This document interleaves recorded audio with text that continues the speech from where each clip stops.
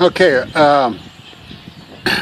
couldn't do it and shoot it at the same time, so I'll show you kind of what I did. I took the rasp. Now I hate sanding, so I always use a rasp, especially in between coats. It's not necessary to sand.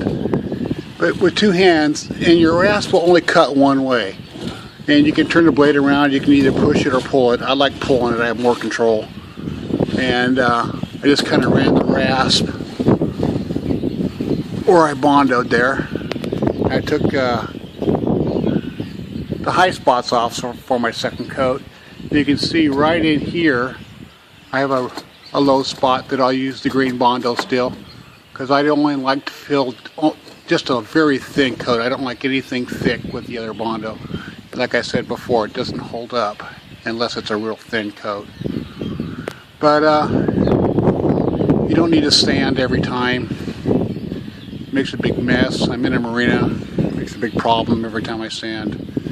So got to hook the vacuum up and do all that. But you can take a rasp and just knock off the high spot. It works real good. Now the rasp only will work when just before the Bondo sets up. You don't want it to set up all the way or it won't work good. So just towards the end of its setup time, that's when you want to use a rasp. Okay, what I've done here is I'm going to have to make a piece, so I'll get back further and show you, but I just want to show you where I set the screws in. It's a pretty big gap.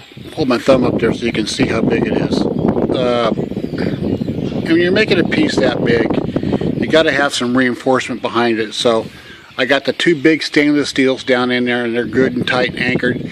And then I stuck these coated screws in there, and they're about maybe 1/8 of an inch from the edge of the piece that I'm making. That's going to give it some good reinforcement.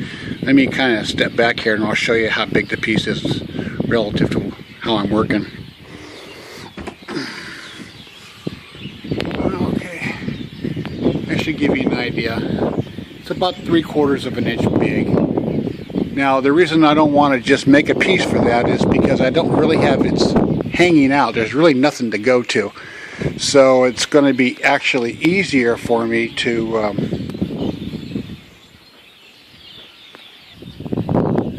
okay, it's been a couple hours since I did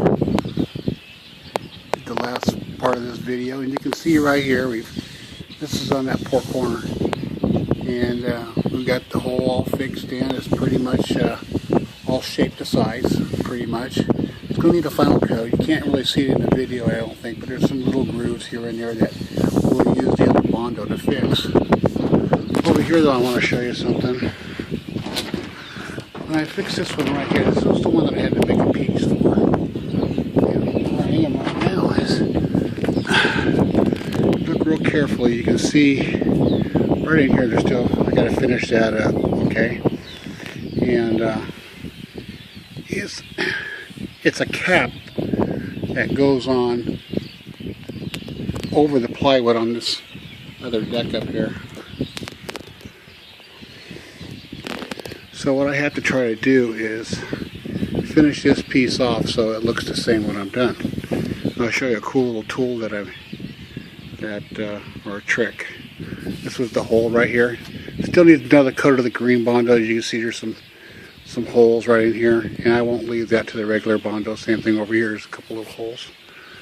I want to get it so that all I have is a few little pits. Pits I have no problem with the other Bondo, but any big stuff I like to do with the green.